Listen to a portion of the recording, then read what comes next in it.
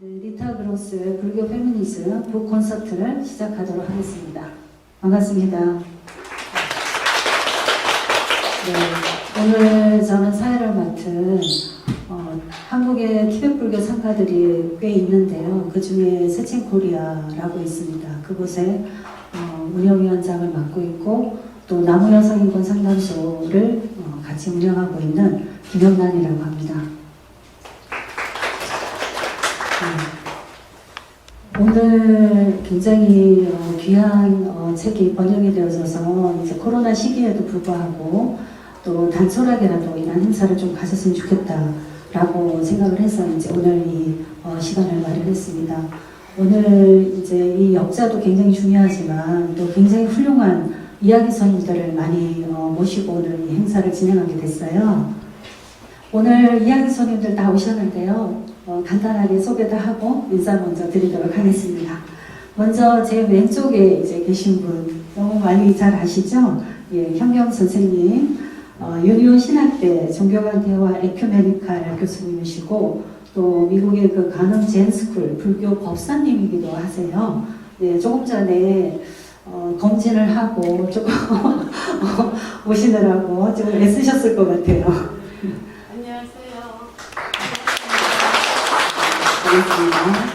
그리고 이은선 선생님, 네, 한국신연구소 소장님이시고요. 어제 그 개소식도 하시고 출판 기념회를 가지셨다고 해요. 근데 굉장히 많은 분들이 같이 참가하셔서 행사를 치르시고 또 오늘 다시 또 바쁜 중에도 오늘 와주셔서 너무 감사합니다. 이은선 소장님.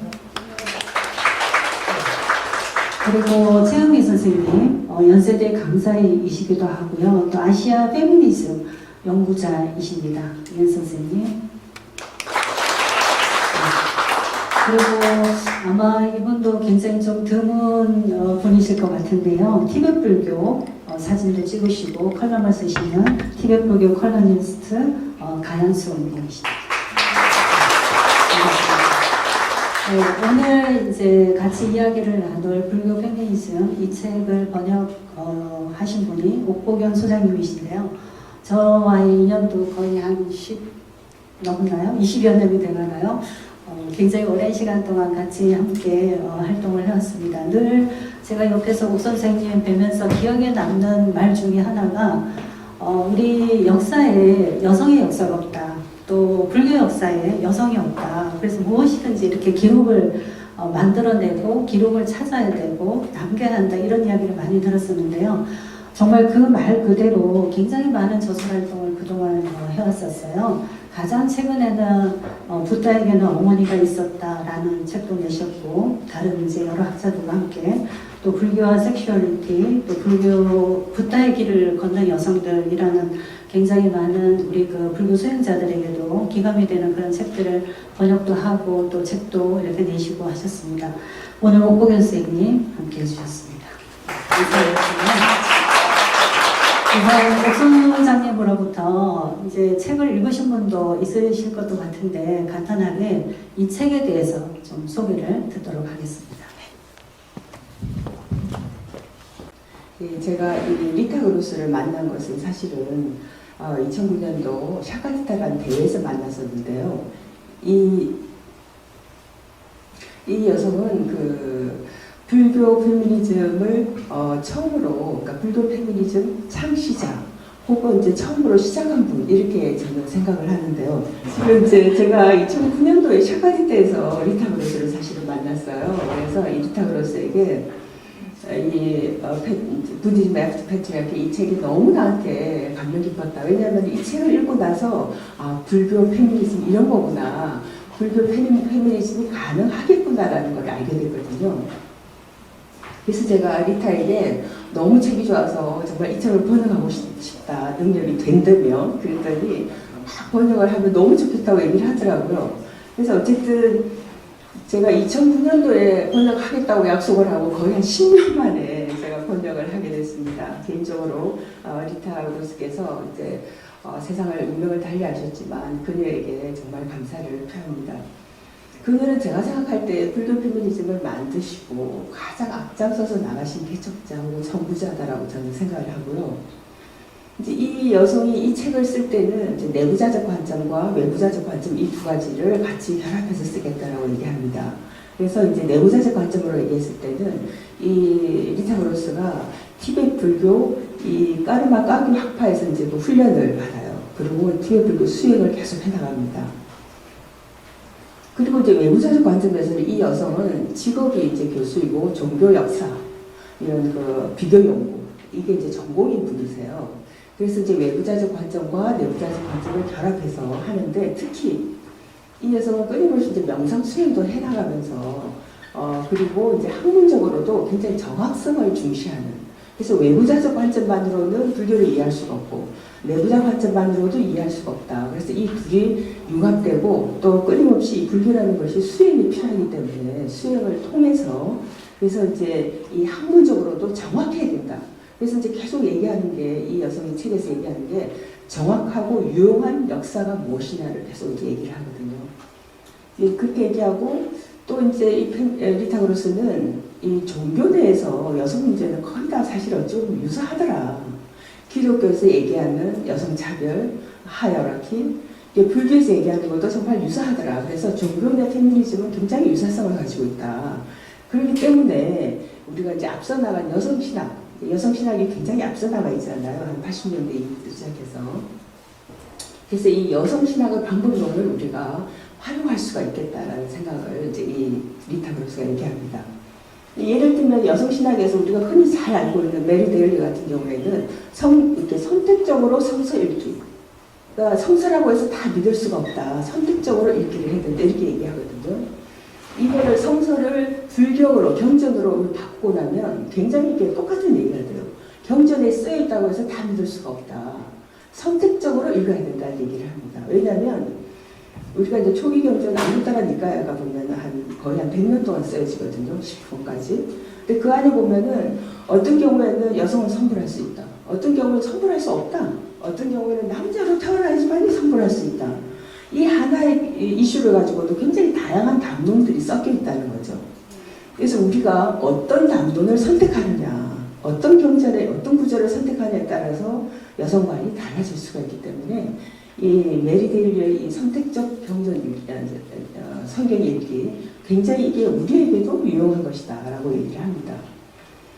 그리고 이제 여성신학자 피오렌자는 성서를 고정적인 원형이 아니라 열려있는 전형으로 해석해야 된다고 얘기합니다. 성서에 딱 적혀있는 그 워딩 그대로만이 아니라 이걸 어떻게 재해석해내야 되느냐라는 거죠. 그래서 또 이제 루터 같은 이제 여성신학자는 예를 들면 기독교에서 신, 남성, 여성 이런 하이어라키가 있는데 이것이 꼭 마치 자연의 질서, 자연의 성리로 받아지는 것에 대해서 거부합니다. 근데 이것이 마찬가지로 불교에서도 마찬가지로 적용이 될 수 있다는 거죠. 그래서 이 기독교 여성신학 또 기독교 페미니즘이 굉장히 앞장서 나간 부분이 있는데 그 부분을 불교는 사실은 어찌 보면은 그 부분만 따라가면서 해도 굉장히 유용하게 불교 페미니즘을 성취할 수 있을 거 아니냐 이런 얘기를 합니다. 그래서 이 책에서는 지금 보시면 부제가 Feminist History, Analysis and Reconstruction 그러니까는 이 불교사 그리고 불교 원리, 교리 그리고 이 재건 이 부분에 대해서 리타는 관심을 가지고 있습니다. 근데 이 여성은 얘기를 할 때 불교와 종교학과 페미니즘 이 세 가지가 같이 교차, 크로스 컬처럴, 그래서 교차 문화적인 연구이고 또 이 리타 그로스가 중요하게 생각하는 것은 이 책에서 개인적인 경험 그래서 이제 내부자적 관점과 외부자적 관점을 같이 결합한 개인적인 경험도 굉장히 많이 이야기를 하고 있습니다. 그래서 굉장히 어찌 보면은 불교 페미니즘이지만은 한 여성 수행자의 이야기일 수도 있고, 불교에 대해서 관심과 애정을 가지고 있는 페미니스트의 이야기일 수도 있고요. 그래서 이제 저자의 관점에서 보면, 저자는 티베트 불교 신자라고 말씀드렸는데, 솔직히 저는 이제 티베트 불교 신자는 아닙니다. 근데 이제 이 티베트 불교가 왜 중요한가를 저자가 얘기를 쭉 하고 있는데요. 가장 첫 번째로 이제 저자가 얘기하는 거는 티베트 불교는 티베트 불교 교리가 그대로 티베트로 와가지고 교리가 잘 보존돼 있다. 티베트어로. 이렇게 얘기하고, 두 번째는 이 리타그로스는 불교를 나눌 때 초기 인도 불교, 그 다음에 대승 불교, 그 다음에 금강승 불교, 티베트 불교. 그러면서 이 금강승 불교가 가장 수준 높은 불교이다라고 얘기를 하고 있어요. 그래서 이 티베트 불교에서는 다양한 형식의 상징물, 이제 우리가 이제 티베트 불교를 보시면 굉장히 다양한 그 탄가라든지, 그러니까 그 태화라든지 상징물들이 있고, 또 시각화, 그 관 수행을 한다고 이제 티베트 불교에서 얘기하는데, 그런 이제 수행법이 있고요. 그리고 티베트 불교가 서구에 이제 전파가 돼가지고 서구 불교에 굉장히 큰 영향을 미쳤다는 거죠. 그래서 그런데 이제 그 서구 불교가 다시 예를 들면 우리나라처럼 한국어로 역수출이 되는 거죠. 그래서 티베트 불교가 굉장히 중요하다라는 얘기를 하고 있고요. 또 이제 가장 이 리타가 중요시 생각하는 것은 티베트 불교에 있어서 여성성을 너무나도 강조합니다. 이 여성성. 그래서 이 티베트 불교의 핵심은 키워드는 남성성과 여성성이 결합되지 않으면 이거는 깨달음을 이룰 수가 없어요. 그 정도로 여성성을 중시하고 강조합니다. 그리고 이 티베트 불교에서는 다수의 뛰어난 여성 스승들이 있어요. 굳이 남성을 얘기하지 않아도. 그리고 이제 수행에 필요한 여성 상징들이 굉장히 많이 발달되어 있고, 그럼에도 불구하고 현실적으로 한계, 여러분들이 다 아시는, 그럼에도 불구하고 티벳에 비구니 승단이 없다는 것은 너무나도 이건 창피한 일이다 라고 얘기를 합니다. 그래서 비구니 승단은 반드시 복원되어야 된다라고 얘기를 하고요. 그리고 이제 이 책에서 계속 얘기하는 것은 가부장제 이후의 불교를 준비해야 된다라고 얘기합니다. 또한 여성은 물론 남성도 우리가 이제 페미니즘을 하다 보면은 남성에 대해서 막 공격하고 이러면서 남성을 좀 이렇게 배격하는 경우도 있는데, 그게 아니라 남성과 여성이 공동 인간성을 실현해야 된다라고 해서 남성도 굉장히 중시합니다. 그래서 이제 여성성이 강조돼야 되고 이러한 이제 얘기들을 쭉 해나갑니다. 그래서 티베트 불교가 굉장히 중요하다라는 얘기를 리타는 하고 있고요. 이 책에서 이제 그 텐진 팔무스님께서 이 번역서에 추천서를 써주셨는데, 이 팔무스님께서는 이제 티베트 불교, 서구 여성으로서 티베트 불교에 이제 가셔가지고 1964년도에 산민계를 받고 이제 홍콩에서 비구니계를 받습니다. 73년도에. 그래서 이제 저는 이게 이제 여러 가지 좀 논쟁거리가 있을 수 있는데, 서구 여성으로서 최초로 비구니계를 받은 걸로 치면은 굉장히 빠르게 받았기 때문에 굉장히 이 부분에 대해서, 그리고 또 그러니까 텐진 팔무스님께서 쓰신 책 중에 보면은 여성의 몸으로 성불하리라 이 책이 있거든요. 그래서 이분은 항상 주장하시는 게, 아니 불성에 무슨 남자 여자가 있냐, 그건 정말 어리석은 소리다라는 얘기를 하시거든요. 그래서 지금도 굉장히 성평등을 위해서 노력을 많이 하시고 강연도 많이 하시고 세계 불교 여성의 스승이라고 할 수도 있고요. 그리고 이 스님께서는 인도 북부의 동교가 차림이라고 해서 그러니까 비구니 계를 받지 못하면 우리가 사민이라고 얘기하거든요. 그러니까 사민이를 위한 이 큰 사찰을 세우시고 교육을 많이 하고 계십니다. 지금도 왕성하게 활동을 하고 계십니다. 그래서 이제 이 책은 이제 여러분들이 이제 보시겠지만은 이 책은 제1부에서 목표와 방향을 설정하고, 이게 이제 페미니즘적인 관점에서 목표와 방향을 잡아야 된다는 거죠. 그리고 불교 페미니즘을 재건해야 된다는 거, 이런 목표를 가지고 있고요. 이걸 위해서 이제 드러내기, 광범위한 역사를 드러내고 또한 재평가를 해야 된다라는 것을 강조합니다. 그리고 이 두 번째는 이제 정확하고 유용한 과거. 우리가 과거를 이렇게 쭉 보면은 여성에게 유용한 과거가 있고 유용하지 않은 과거가 있어요. 그래서 그런 것들을 쭉 얘기를 하고, 3부에서는 단만은 깨달음은 남자도 여자도 아니다. 4부에서는 다시 또 역전환을 해서 단만은 여자이기도 하고 남자이기도 하다. 이런 얘기를 하고 있습니다.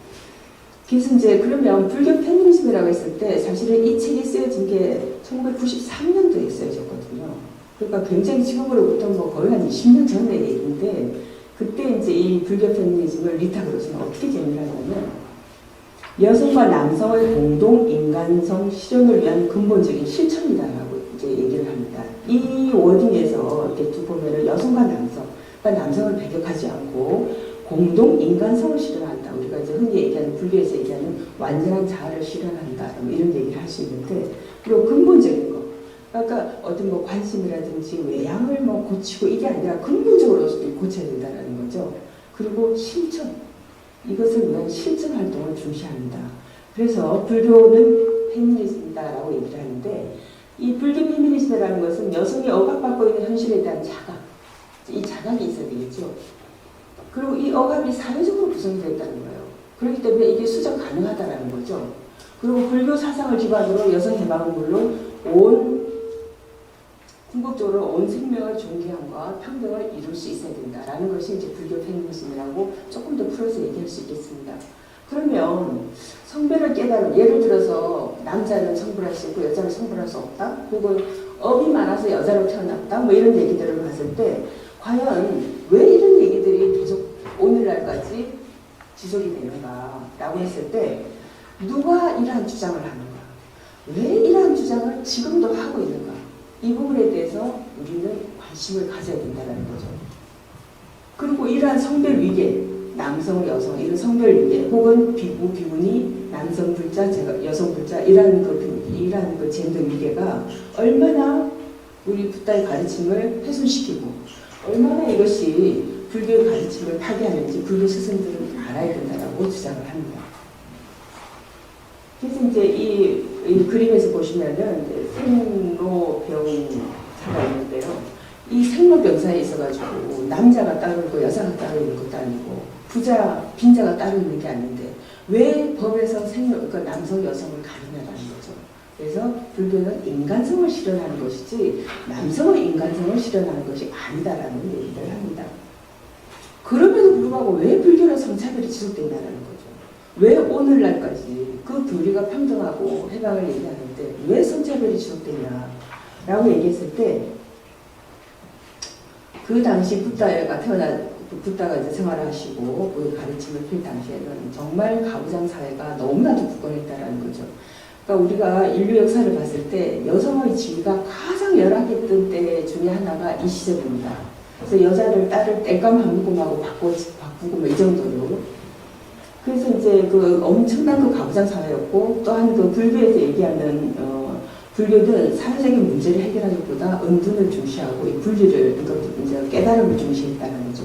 그리고 당시에 해방이라고 했을 때 이 해방이라는 개념은 어떤 뭐 정의라든지 이념이라든지 이런 게 아니라 단순히 이제 뭐 현실에서 벗어나는 것, 이런 것들을 중시했다는 거죠. 그리고 붓다는 사실은 여성의 영적 해방을 금하지는 않았지만 여성 지도자가 너무나도 적었기 때문에 이 성차별, 이 문제가 사실은 교단에서 큰 문제로 중요한 담론으로 이슈로 등장할 수가 없었다는 겁니다. 그래서 그렇다면 성평등한 불교는 가능하냐라고 우리가 질문을 던질 수가 있겠죠. 근데 이제 지금 현재 서구사회에서 가부장사회, 그 성별 고정관념, 성역할 분리, 이것이 이미 흔들리기 시작했다, 서구사회부터. 그리고 지금 현재 가부장들 젠더 위계가 남성이나 여성 모두에게 영적인 발전에 전혀 도움이 안 되더라는 것을 우리가 이제 알게 됐다라는 거죠.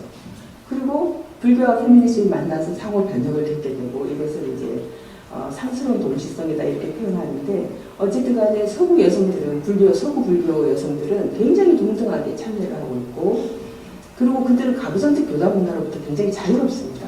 그래서 이제 이러한 것들을 봤을 때 성평등한 불교, 또한 그 리타가 얘기하는 이 금강승 불교, 티베트 불교, 이 티베트 불교를 리타는 뭐라고 얘기하냐면 이 책에서 완전하고 아주 적합한, 그러니까 깨달음을 수행해 나갈 때 적합한 성평등적인 사고의 원천이라고까지 얘기합니다. 굉장히 티베트 불교에 대해서 높게 얘기를 합니다. 이건 제가 이제 미얀마 갔을 때 어떤 법당에 들어갔는데 이 밀랍 인형을, 비구스님의 밀랍 인형을 만들어 놓고 이렇게 모시고 계시더라고요. 그래서 너무나도 남성 중심적인, 비구 중심적인 그런 그 교단 문화를 봤는데, 이건 안에는 제가 이제 그 베트남을 갔을 때 비구니 스님들이 자기 스님의, 자기 사차의 스승들, 비구니 스승들을 사진을 이렇게 모셔놓고 예를 올리더라고요. 그래서 이 비구 중심 사회가, 비구 중심의 교단이 비구니 중심으로 변화될 수 있겠구나. 그러니까 비구니도 이렇게 자각을 가지고 이런 생각을 할 수 있었습니다. 근데 이제 불교 페미니즘이 아까 앞부분에서 여성 신앙과 또 굉장히 어떤 좀 많은 도움을 받을 수 있다라고 얘기했는데, 근데 불교 페미니즘이 다른 기독교 페미니즘이나 다른 페미니즘에 비해서 굉장히 좀 유리한 점이 있다라는 거죠. 예를 들면, 물론 붓다 상을 보면 굉장히 남성 중심적으로 위협적이고, 그 창시자 자체가 남성이기 때문에 남성 중심으로 볼 수도 있는데, 그렇지만은 불교에서는 뭐 창조자, 구원자, 남성은 없다라는 거죠. 불교는 스스로 깨달아서 성취할 수 있기 때문에, 그래서 그런 점들이 굉장히 유리하고, 불교에서는 굳이 남성을 불러오지 않아도 여성 지도자, 여성 상징들이 너무나도 많더라는 겁니다. 그리고 이제 추상적이고 이 형상학적인 가르침에 남녀가 들어올 수가 없다라는 거고요. 그리고 힌두교나 이런 유교 같은 경우는 남자는 하늘로 여성은 땅으로 뭐 이게 땅이고 이런 게 자연의 섭리, 고정불변의 이렇게 가치지만은 불교에서는 고정불변을 거부합니다. 뭐든지 변할 수 있다라고 받아들이거든요. 그래서 이제 이런 관점에서 봤을 때 어쨌든 이 불교가 굉장히 유용하다. 페미니즘을 실현하는데. 그래서 이제 아까 말씀드린 우리 이제 여성 상징 중에서 이제 관음보살, 관세음보살, 이제 여기는 이제 백이관음이라고 흔히 우리가 얘기하는데, 이분은 이제 그 용을 타고 바다에서 주로 잘 나타나요. 그래서 이제 중생을 구제해주는 여성이에요. 그래서 이 여성 그 관음, 이 관음이 주로 이제 우리가 바닷가의 사찰이나 이런 데 이제 백이관음을 많이 모시고 있는데, 이런 식으로 이렇게 이제 중생을 구제하는데 적극적으로 나서시는 우리들의 그 어찌 보면은 뛰어난 그 여성 지도자, 보살이라는 거죠. 그리고 이제 따라보살. 이 따라보살은 관세음보살의 눈물에서 나왔다 그러죠. 중생을 위한 이 애달픈 마음. 중생이 너무나도 고통스러워하면 본인은 더 괴로운 거예요. 그래서 이 따라보살은 항상 중생이 너무 힘들어요, 도와주세요라고 따라보살이라고 부르기만 한다면 언제든지 쫓아가려고 한 다리를 내놓고 앉아 계신다는 거예요. 막 쫓아가려고. 그래서 이런 데 따라보살도 우리에게는 있다는 거고요. 그리고 여기 이제 이게 이제 바즈라 요긴이라고 하는데, 이 티베트 불교 보면 탱화가 굉장히 다양한데 막 이상한 그림이 많아요. 여기도 보면은 막 발로 인간을 짓밟고 막 해골 바가지로 목걸이를 하고 막 불이 막 나오고 이래요. 그리고 막 피를 마시고 있어요, 이렇게. 그런 게 이제 여기서 얘기하는 거는 인간의 탐진치를 모두 다 극복해야 된다. 그리고 지혜의 길로 나아가는. 그래서 이 여성은 바즈라 요기니는 지혜의 화신, 깨달음의 인식 능력을 그 인간으로 만들어진 형상인 거죠. 그래서 이제 이런 그 여성적인 에너지를 굉장히 중시하면서 여성으로 만들어 재현해 나간다는 거죠. 그래서 이 불교 페미니즘이 이렇게 다양한 도구를 가지고 있다는 것을 우리가 얘기할 수 있고요.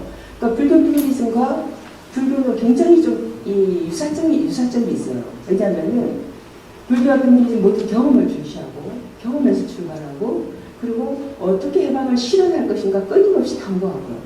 그리고 이제 실천하는 것을 중시합니다. 그래서 불교는 페미니즘은, 페미니즘은 불교예요. 이러한 상호 서로가 이제 도와주는 이런 관계를 통해서 불교와 페미니즘이 상스러운 만남을 하고 있다라고 얘기를 합니다. 예, 그리고 이제 여러분들도 이제 불교 신자분들은 아시겠지만은 이 불교 교리에 보면 공사상이나 예를 들면 사성제, 팔정도 이런 거에 이 남녀가 들어올 틈이 없다는 거예요. 왜 거기에 남자가 들어오고 여자가 들어오냐는 거죠. 그래서 이제 이 전통적인 텍스트 속에서 이 젠더 갈등을 우리가 어떻게 해석해야 되느냐라고 했을 때는, 과연 붓다가 여성의 깨달음을 방해를 했느냐, 거부했냐라고 했을 때 그러지 않다라는 거죠. 그리고 사회적 불평등을 개선하려고 붓다가 그런 사회적 개혁가였냐, 그건 아니라는 거죠. 그래서 이러한 그 장점과 단점이 같이 있는데 이것을 우리가 잘 활용해야 되는데, 이 과거에 있어가지고 예를 들면 여성 페미니즘에게 유용하지 않은 불교 역사는 우리가 굳이 그대로 아까 성경처럼 그대로 받아들이는 게 아니라 재해석을 하고 이걸 변화시키고 부처님께서 말씀하신 것처럼 소소한 학습 교육을 버려도 좋다라고 부처님께서 유언을 남기고 가셨거든요. 그래서 우리는 이걸 적극적으로 재해석을 해내야 된다는 거예요. 우리 여성들에게 유용하게. 그리고 이제 이거는 제가 이제 그림을 하나 가져왔는데요. 이 비구니 스님들이 작은 모래, 색깔 모래를 가지고 이 만다라를 그리고 있어요. 어떤 큰 행사 같은 데 가면 한 며칠 전부터 이걸 그리세요. 몇 분이. 근데 저게 모래로 만들어져 있기 때문에 막 숨 쉬는 것도 굉장히 조심하면서 이것도 수행이거든요. 그러면서 이제 만다라를 만들었다가 다 완성되면 이렇게 열심히 맨날 며칠을 만들고 나서는 모두 다 섞어버립니다. 예, 이게 무라는 거예요. 공이라는 거예요. 그래서 여기에 집착을 들어가는데 하물며 남자의 몸, 여자의 몸이 무슨 상관이 있다는 거죠. 그래서 이제 그리고 이제 우리가 또 팔경기에 대해서 할 말이 참 많습니다. 근데 어쨌든 이 미얀마에 가면 요즘도 아침에 탁발을 하시거든요, 스님들이. 근데 쭉 탁발하는 걸 제가 봤는데 너무 잘해서 저는 이제 그걸 보고 처음에 충격이었어요. 제일 앞에 비구 스님들이 쫙 걸어가세요. 그 다음에 남성 수행자, 그리고 그 다음에 남성 제가자, 그러니까 사위, 그리고 남성 제가자, 그 다음에 비구니가 걸어가요. 그러니까 이 여성 비구니는 남성 수행자보다 더 수준이, 그러니까 지위가 낮은 거예요.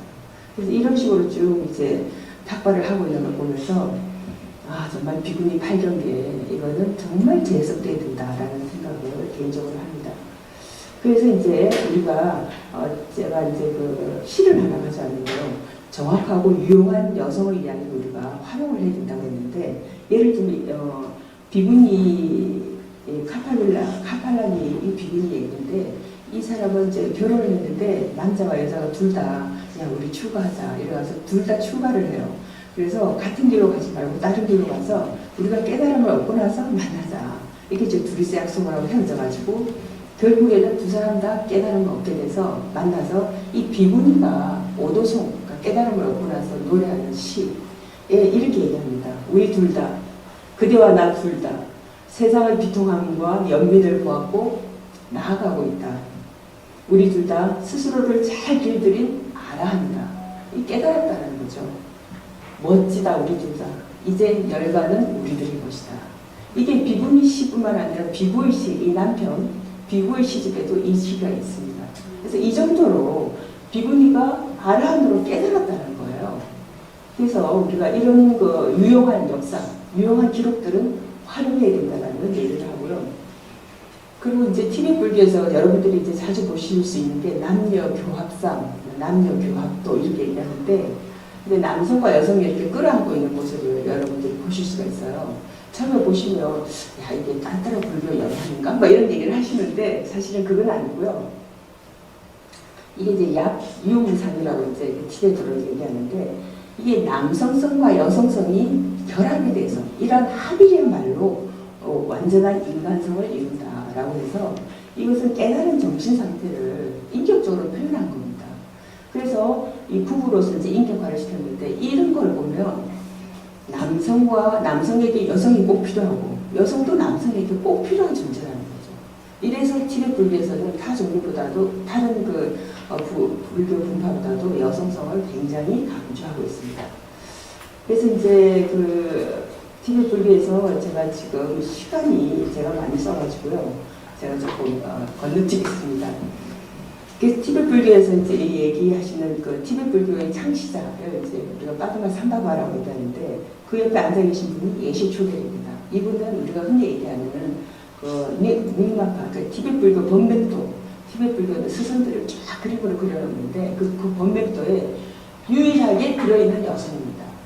근데 이 여성이 위대한 스승이고 깨달으신 분이에요. 원래 처음에는 이 빠드마 삼바바로부터 많은 도움을 얻지만 이제 무슨 수행을 하라, 무슨 수행을 하라 많은 도움을 얻지만 결국에는 이 예시초겔도 깨달아요. 그리고 이제 우리가 이제 불교에서 얘기할 때 부처님의 세 가지 모습으로 나타난다. 법신, 보신, 화신 이렇게 얘기하는데, 이 예시초겔은 이미 사망 바드라 부처님으로 불렸다는 거죠. 그래서 여성 부처가 있다라는 거예요. 그래서 이러한 역사에서 나오는 기록들을 우리가 활용해서 충분히 우리가 여성의 자존감도 올리고 이런 역사들을 활용해야 된다는 얘기를 합니다. 그래서 이제 이 금강성 불교, 티벳 불교에서 굉장히 중시하는 것은 남성성과 여성성을 결합해서 이것을 이제 금강성 불교의 수행의 궁극적인 목표로 삼는다라고 얘기합니다. 그리고 제가 바보장제 이후의 불교를 이제 얘기를 하면서 여기에서 출가자, 제가자, 수행자 이렇게 연못들이 있는데 이 불교가 가부장제 이후에는 왜냐면 제가자 중심이 될 것이다. 왜냐면은 제가자도 이미 수행을 하고 있고 교육 공부도 하고 있고 그리고 뭐 특정한 시기가 되면 어디도 우리가 흔히 얘기하는 뭐 집중 수행을 들어가기도 하고 뭐 사찰에서 명상 수행을 하기도 하고 그래서 이후에는 이 분의 얘기는 제가자 중심의 제가자 명상 수행자 모델이 앞으로 가부장제 이후의 불교의 모습이 될 것이다 라고 얘기하면서 그 속에 여성의 존재는 사실은 서구 불교에서는 이미 여성은 남성의 뭐 비구 스님을 뒷바라지 하는 여성 보사 이게 아니고 그냥 불교 신자라는 거죠. 그리고 수행을 하고 명상을 하고 그래서 이 여성성을 굉장히 중시하는 이 불교답게 이 여성의 그 참여가 너무나도 중요한 것이다라고 얘기를 합니다. 그리고 이제 요가 수행자가 굉장히 중요하고 그리고 또한 또 이제 이 여성의 모습이고요. 그리고 이제 상보 가운데 이 승가가 굉장히 중요하다라고 리타우로서는 강조하고 있습니다. 이 승가가 우리가 얘기할 때 그냥 상가가 아니라 이제 붓다의 대한 공동체로서 사실은 붓다는 간헐적으로 나가서 혼자서 나무 밑이나 빈집을 수행하라고 그랬지 혼자서 독살이를 하라고 얘기한 게 아니거든요. 승가라는 공동체가 있는 거고 그 공동체는 사부대중이 있는 거죠. 그래서 사부대중의 공동체적인 질서를 굉장히 중시합니다. 그래서 이 이제 리타우로서는 이제 마지막 부분에 그렇게 얘기합니다. 가부장제라는 제도도 인류의 그 수많은 역사, 정말 몇억 년 되는 그 수많은 역사에서 한 짧은 기간의 제도일 뿐이다. 이 제도는 고정불변하는 게 아니라 변화하기 마련이고 이미 가부장제는 변화의 흐름에 들어가 있다고 얘기합니다. 그래서 모든 것은 변화하고 이 가부장제 이후의 불교에서는 특히 여성의 세계관 그리고 이제 흔히 우리가 뭐 소위 얘기하는 여성성, 뭐 부드럽고 뭐 소통하고 뭐 이런 부분들이 이런 가부장제 이후의 불교에 들어올 것이다라고 이야기를 하고 있습니다. 제가 지금 시간이 좀 짧아가지고요.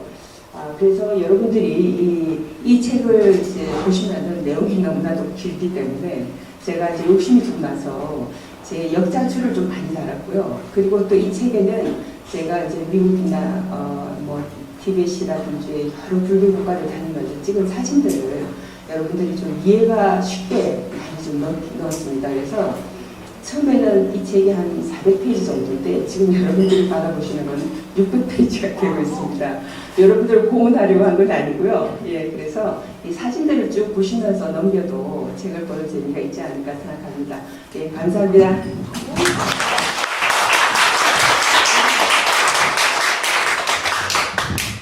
네, 강의 잘 들으셨어요? 네, 불교 강의 같기도 하고, 페미니즘 강의 같기도 하고, 티벳 불교에 대한 강의 같기도 하고, 네, 역사에게 사실 질문 하나가 더 있는데, 너무 시간을 많이 쓰셨기 때문에, 우리 이야기 손님들이 또 많이 기다리시고, 이야기 손님들과 또 나눌 이야기도 많아서, 내가 마이크를 이제 옆으로 돌리도록 하겠습니다. 그래 되죠? 네. 제가 사회를 맡으면서 너무 훌륭한 그 이야기 손님들을 모셔서 마음이 너무 편했어요. 사회자는 할 게 없구나. 이분들이 다 알아서 해주실 것이다.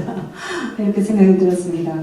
이야기 손님 한 분마다 사실 뭐 1시간, 2시간 이렇게 강의를 들어도 정말 뭐 충분하지 않을 정도로 굉장히 그 각각의 영역에서 전문성과 또 그 어떤 깊이와 뭐 이런 걸 다 가지고 계신 분들이라서 이렇게 짧은 시간 안에 이 네 분의 이야기를 듣는 것이 좀 굉장히 아쉽기는 합니다.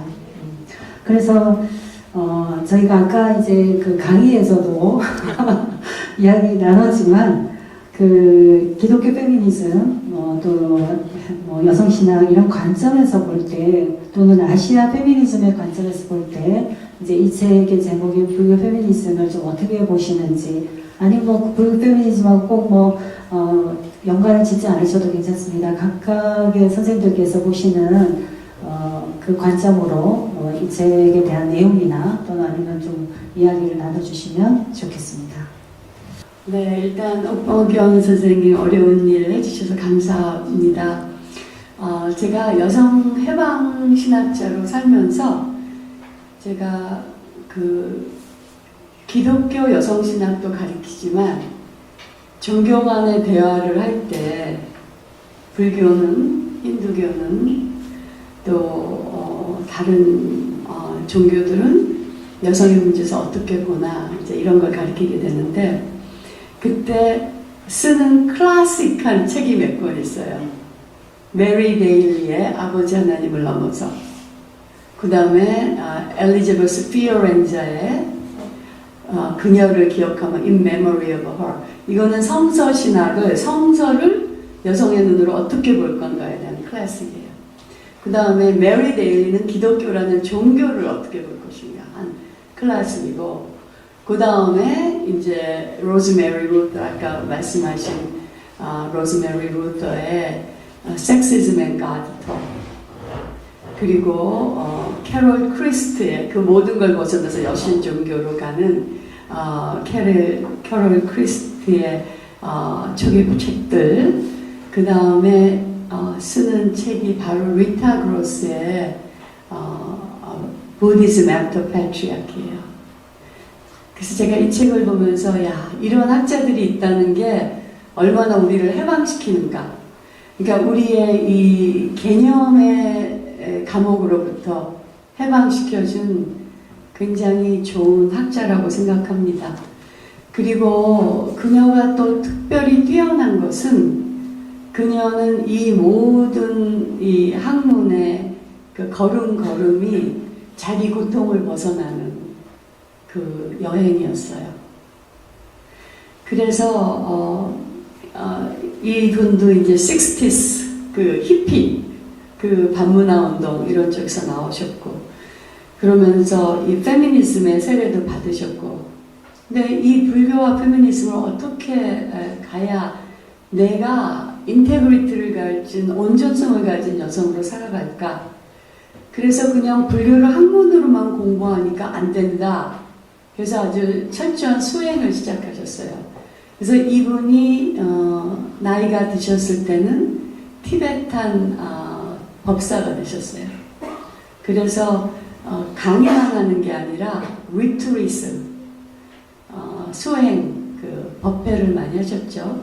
그래서 유니온 신학대학원에도 제 불교와 기독교의 만남이라는 클래스에 이분을 몇 번 초대해서 굉장히 그 깊은 대화를 하였습니다. 왜냐하면 유니온 신학대학원은 이제 기독교인만 받는 게 아니라 유대교인, 뭐 이슬람, 불교, 힌두교인 다 받고 있거든요. 그래서 이분 오셨을 때 그 교실의 열기, 그리고 또 이분이 오셨을 때 우리가 그럼 이분하고는 그냥 공부만 하는 게 아니라 우리 1박 2일로 리트릿을 하자. 그래서 같이 명상하고 그런 경험이 있습니다. 근데 제가 이분을 통해서 티베탄 부디즘에 대해서 굉장히 많이 배우게 되었어요. 근데 티베탄 부디즘이 특히 이제 여성들에게 도움이 되는 게 그 이세 초결 같은 이런 스승이 있다는 거는 정말 대단한 얘기인 것 같아요. 우리가 이세 초결을 그가 스승이 된 그 모습으로만 보지만 사실 그의 스토리는 우리 모두의 스토리예요. 여성이 남성에 의해서 정말 그루밍 됐다가 어떨 때 손도 잘리고 그 손 잘린 여인이 전 세계 그 동화 중에 민담 중에 손 잘린 여인의 이야기가 있죠. 그럼 여성의 힘을 잃어버린 거예요.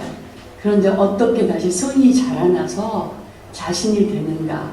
그래서 이세추결 얘기를 잠깐만 하자면 이세추결은 티벳의 어떤 조그만 왕국의 왕의 딸이었어요. 공주였는데 파드나 삼바바라는 굉장한 스승이 오시니까 이세추결은 절대 자기 결혼하지 않고 이 깨달음의 길로 가겠다고 그랬어요. 아버지가 몇 번을 결혼시키려고 했지만 근데 그렇게 안 되고 이세초결의 파트너를 붙여준 거예요. 아버지가.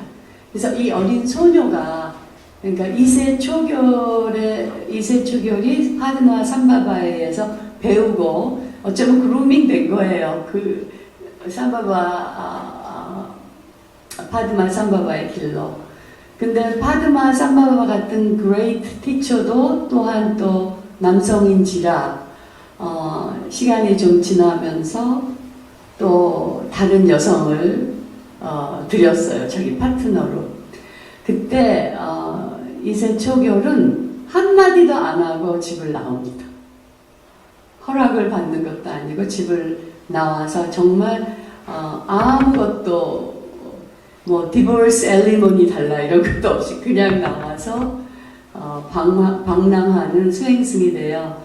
근데 그 어떤 힌두교 귀족의 외아들이 죽었는데 이세초결이 자기의 법력으로 그 아들을 살려내요. 그래서 그때 거기서 돈을 많이 받아요. 그래서 그 돈을 가지고 노예시장을 가요. 그래서 노예시장에 있는 남자 아이 중에 제일 청년 중에 가장 총명하고 클리어하고 아름다운 청년을 사서 자기 파트너로 합니다. 그래서 같이 수행을 해요. 그러니까 정말 이 남성성과 여성성이 같이 가는 이런 수행. 지금 거의 뭐 1000년이 넘은 후에도 이렇게 살 수 있는 여성은 참 없을 거예요. 그런데 이런 여성들을 우리 리타 그로스가 이렇게 밝혀내고, 그리고 리타를 보면 학자로서도 너무 엑셀런트하고 또 수행도 열심히 했지만 정말 자기의 여성성을 잘 가꾸는 여성이었어요. 그래서 내 그 페미니스트 학자로서의 그 여행에 참 많은 롤 모델, 멘토가 있지만 리타 그로스의 그 티칭은 상당히 많은 사람들에게 영향을 주었습니다. 왜냐하면 그녀의 글 하나하나가 자기가 살아내고 수행해서 그 수행 공동체와 자기 삶과 그리고 클래시컬 텍스트하고 끊임없는 대화 속에서 나온 책이 바로 부디즘 애프터 패트리아키 이 책이에요. 그래서 저는 모든 불교도가 이 책을 읽어야 된다고 생각합니다. 왜냐하면 우리는 아무리 불교를 한다 해도 젠더의 감옥에 갇혀있고 그리고 클래스의 감옥에 다 갇혀있고, 그래서 대자유인이 되는 게 부처님의 가르침이었는데 그렇게 살지 못하잖아요. 그래서 리타 같은 사람은 바로 그걸 살아낸 우리 여성 스승이라서 일단 그분한테 정말 감사한 마음을 전하고 싶습니다.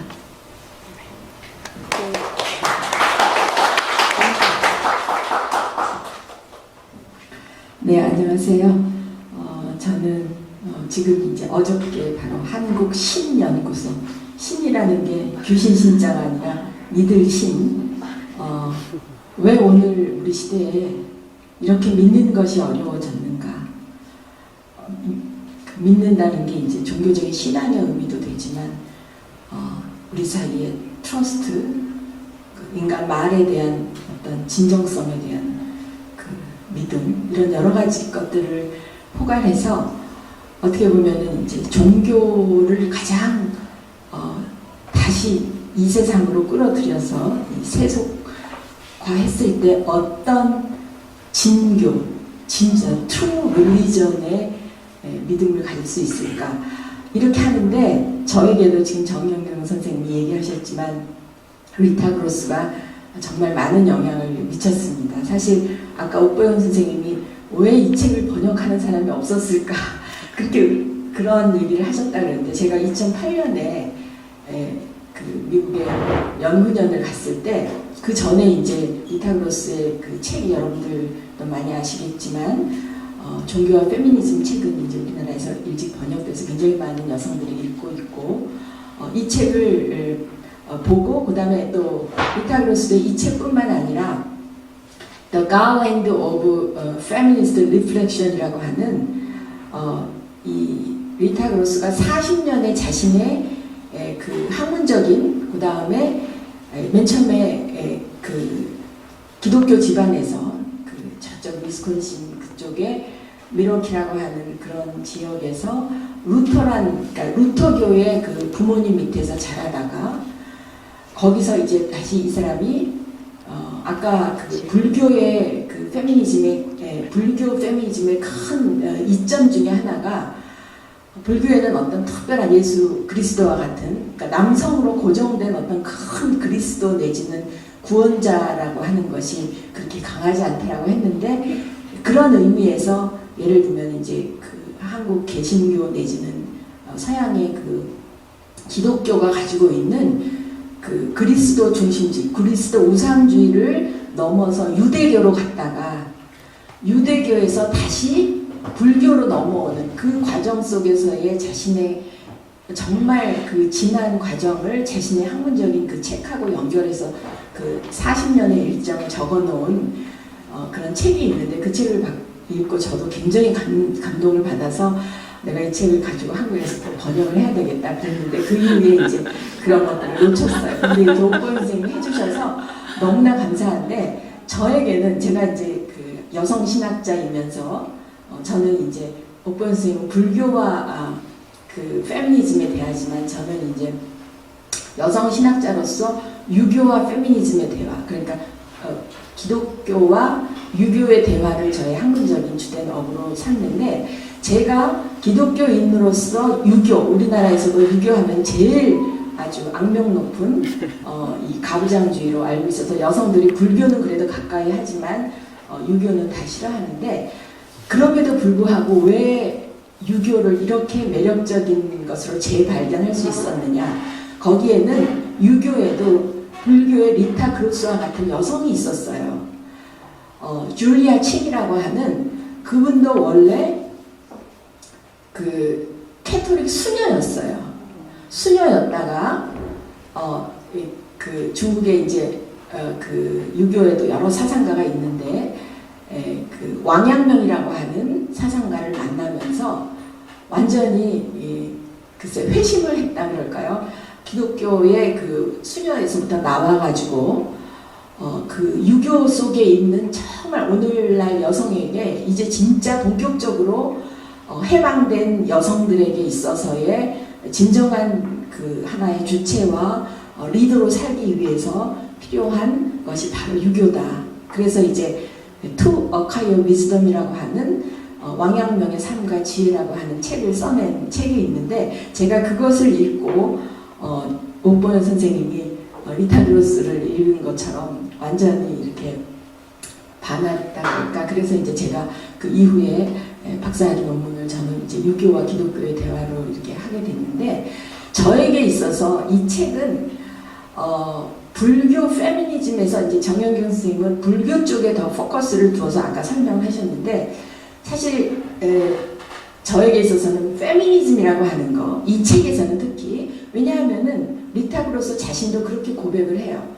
진짜 페미니즘을 하게 되면 종교 다원적으로 다원주의로 가지 않을 수 없는데 본인이 맨 처음에 이제 서구에서 서구 종교학자, 서구 신학자로 살면서 서구의 기독교 여성 신학자들하고 만남 그 미국 그 종교학회라고 하는 큰 그 모임에서 이렇게 만나보고 그러면 심지어는 기독교 여성 신학자들도 이렇게 자신이 불교와의 대화를 하고 다른 종교와의 만남을 가져오면 다 이렇게 외면을 하더라는 거예요. 그래서 굉장히 그 소외를 많이 느끼고 그러면서 이제 그 서양 종교 여성 종교학자들 사이에서의 그 굉장한 그 소외와 그들과의 그 갈등을 넘어서는 과정에서 만난 게 불교예요. 그래서 어떻게 보면 이 책이 순수하게 불교에서 자라서 불교 페미니즘을 쓴 책보다는 굉장히 기독교적이고 제가 보기에는 굉장히 서구적이에요. 그런 의미에서 이 책 다음에 이제 제가 더 기대하는 거는 정말 한국 불자, 여성 불자에게서 이런 책이 나와야 한다는 거고 굉장히 좋은 상징이기도 하지만 아이러니기도 한 게 이 책이 불교 출판사에서 나오지 않고 기독교 출판사, 여기 지금 사장님도 나와 계시지만 저 도견이라는 출판사에서 제 책도 여러 가지가 났지만 어떻게 이 책이 불교 출판사에서 안 나오고 기독교 출판사에서 나왔나. 그러면 우리가 불교에서의 모든 좋은 점을 다 얘기한다 하더라도 아니면 불교의 그런 추상성, 정말 불교에는 남녀가 필요 없다라는 그 말이 정말 이론으로는 좋지만 그 현실을 무시하는, 현실에 대해서 기독교만큼 진지하게 보지 않기 때문에 현실에서의 여성 해방은 기독교보다 못하지 않은가, 그런 걸 증명하는 게 아닌가, 저 스스로에게도 끊임없이 묻고 있는 그런 질문입니다.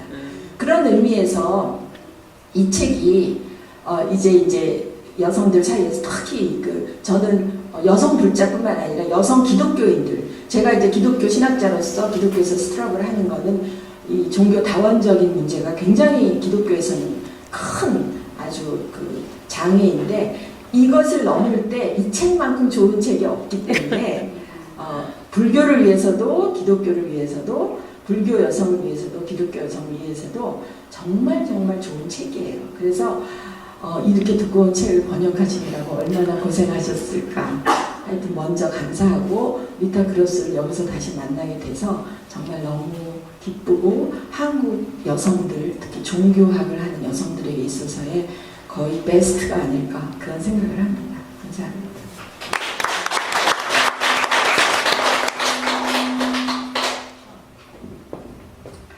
이렇게 거창하게 했지만 전 아주 짧게 갑니다. 여러분들 아시아 페미니즘과 그 다음에 불교가 무슨 상관이 있겠냐라고, 제가 오늘 여기에 초대받고 나서 이렇게 근사한 곳인지 잘 몰랐습니다. 그냥 편안하게 오라 그래서 편안하게 왔습니다.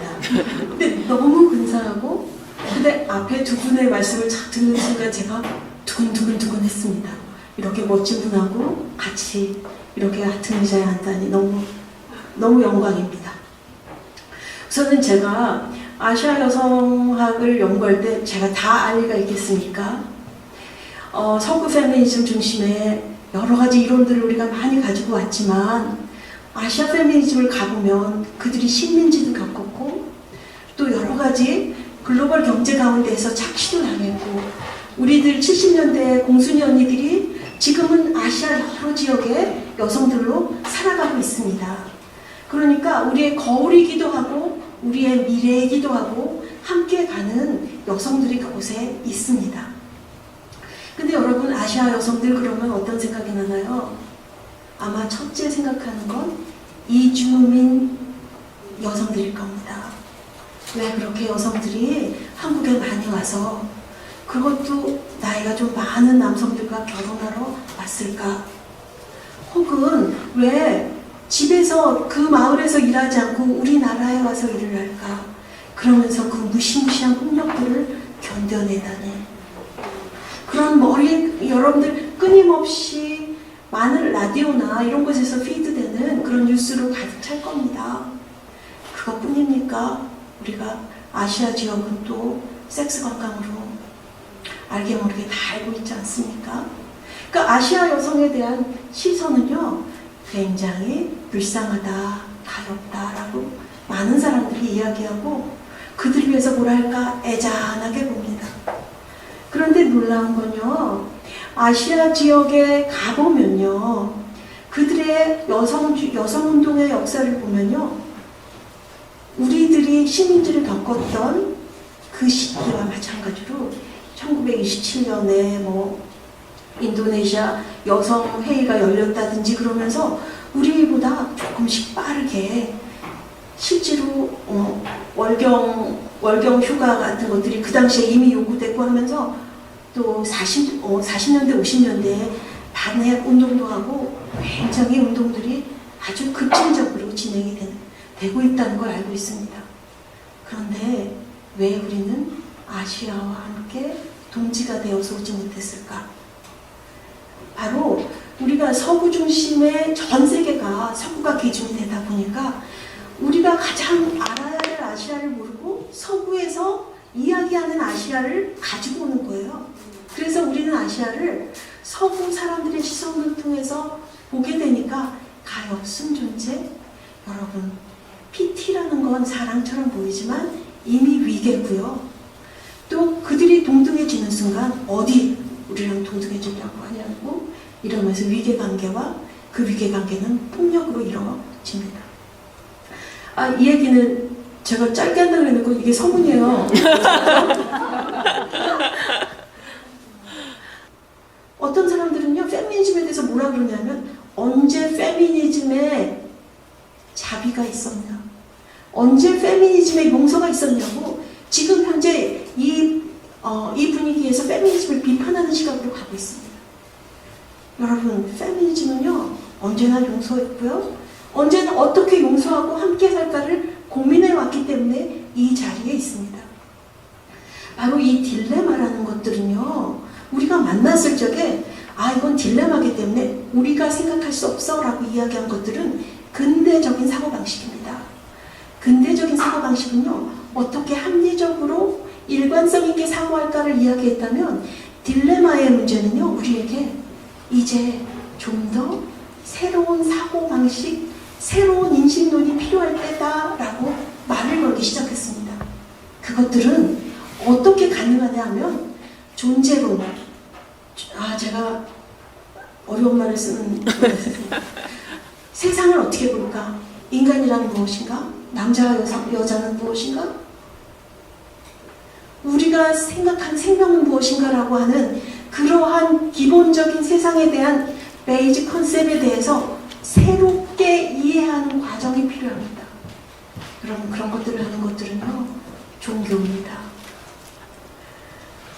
종교가 페미니즘과 함께 갈 때 우리들이 알고 있고 적대적으로 봤고 이원론적으로 봤던 너와 내가 아니고 그것들에 대해서 새로운 이해를 가져올 때 그 시선이 바로 지금 현재 젊은 페미니스트들, 그리고 우리가 겪게 되는 이 딜레마의 문제에 해결책을 줄 거라고 봅니다. 저는 너무 멋지게 이렇게 불교 페미니즘이라는 책을 만드셨고 번역해 주셨고, 이것들이 우리에게 또다시 생각에 힘을 줄 것이고 새로운 논리를, 새로운 언어를 줄 거라고 보고 거기에 희망을 봅니다. 감사합니다, 선생님. 이상입니다.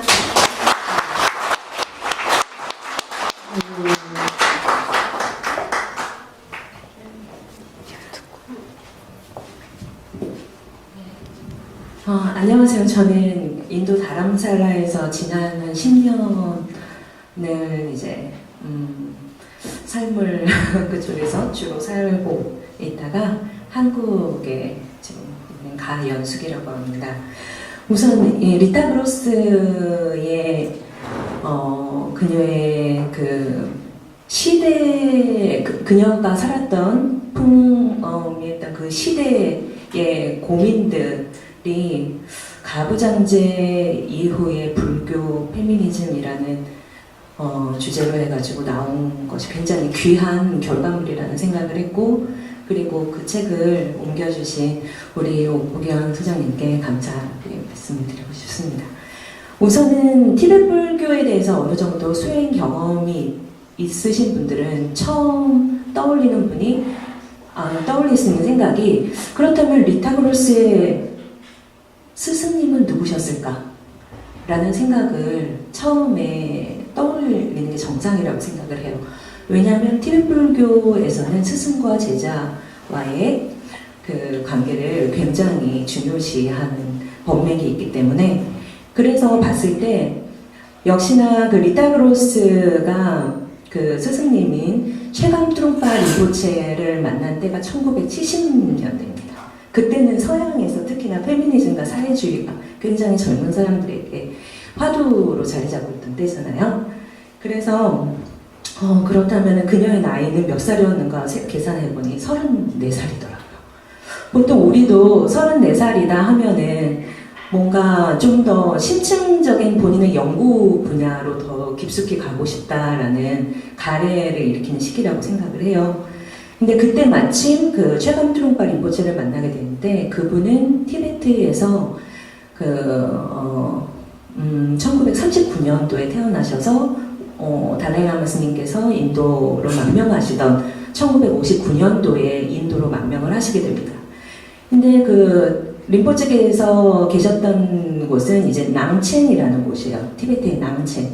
낭첸은 닉마바와 까규바 수행을 중심으로 하는 사원들이 많이 있는 곳인데, 역시나 이제 그 린포체께서 미국으로 가시면서 그쪽에 닉마와 까규 중심의 수행을 이제 가리키는 걸 활동을 하게 되시면서 거기에서 우리 리타 그로스를 만나게 됩니다. 그러면서 이제 그 티베트 불교뿐만이 아니라 그 티베트 정치사에서도 이 우리 그 최강 트롱파 린포체는 굉장히 중요한 역할을 하고 계신 분이세요.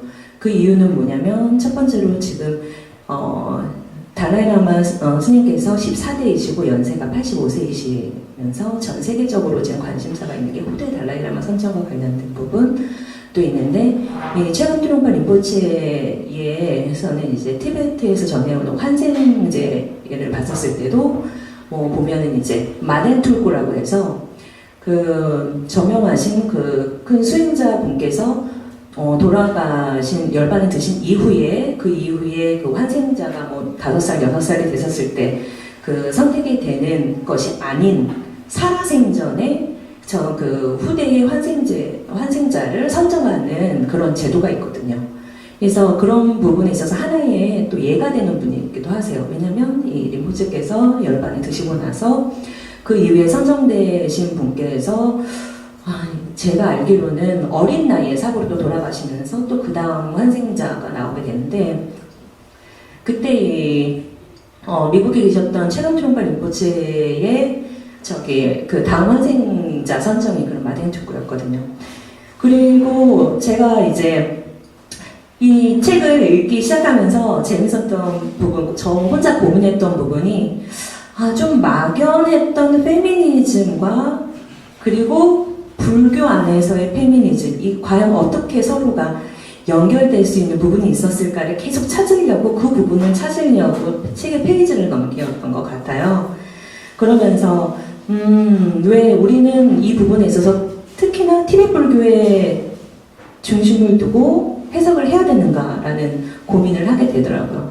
그거는 제가 그 티베트 불교를 알지 못했던 제대로 알지 못했던 한 10년 전에 한국 불교에 그 공부를 하고 같이 이제 그 한국 불교에서 지향하는 방식의 수행을 하고 했었을 때 미처 발견하지 못했던 부분을 제가 이제 티베트 불교를 접하면서 좀 더 거시적인 관점으로 불교의 다양성, 불교가 아우를 수 있는 그리고 그 해결할 수 있는 문제점 그런 부분의 대안들이 보이더라고요. 근데 그런 부분에 있어서 핵심 키가 역시나 페미니즘이었어요.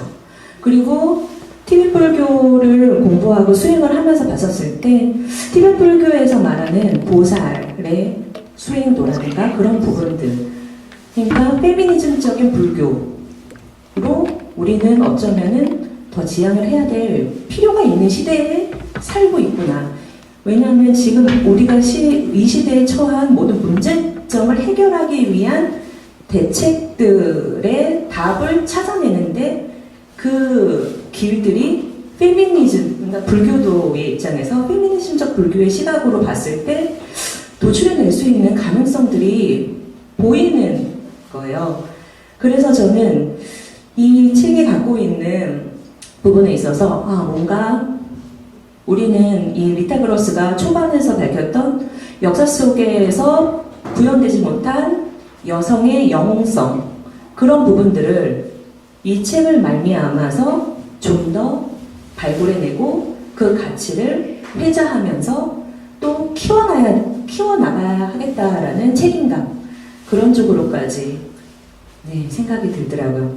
그래서 저로서는 이번 기회가 굉장히 소중하고 한국에서 신학이나 종교학 그리고 여성 페미니즘과 관련된 실제 영역에서 실천하시면서 활동하고 계신 우리 선생님들 만나게 되는 기회가 너무나 소중하고 고맙습니다. 감사합니다. 네, 감사합니다. 근데 이럴 줄 알았어요. 5분씩 들은다고 했지만 시간이 훨씬 소화될 줄 알았고요. 그럼에도 역시 조금 더 듣고 싶은 마음이 훨씬 더 많이 생기고 또 이야기를 듣다 보니까 리타 그로스에 대한 애정이 마구마구 이렇게 정말 뿜뿜 생기네요. 생전에 계셨다면 더 좋았겠다 이런 생각도 더 들고요.